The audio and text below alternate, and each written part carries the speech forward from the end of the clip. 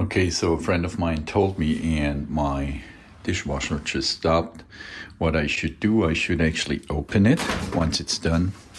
It's not really full today, and then I should hang a towel in there, like so, and then close it, like so, and then wait 5 minutes, and apparently that's better than just leaving it open, and it dries the dishes in the dishwasher faster. So let's just get back in 5 minutes and see the results. I'm pretty sure the towel takes a lot of the moisture.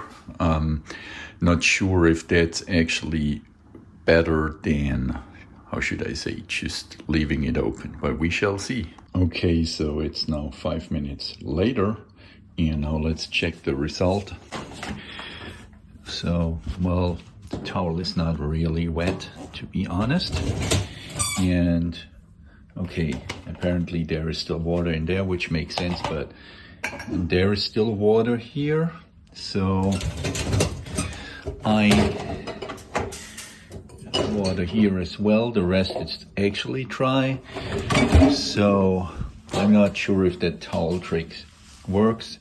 You know what? We just leave it in there another 10 minutes, but well, actually, the more I think of it, just leaving the door open would actually do the same effect. So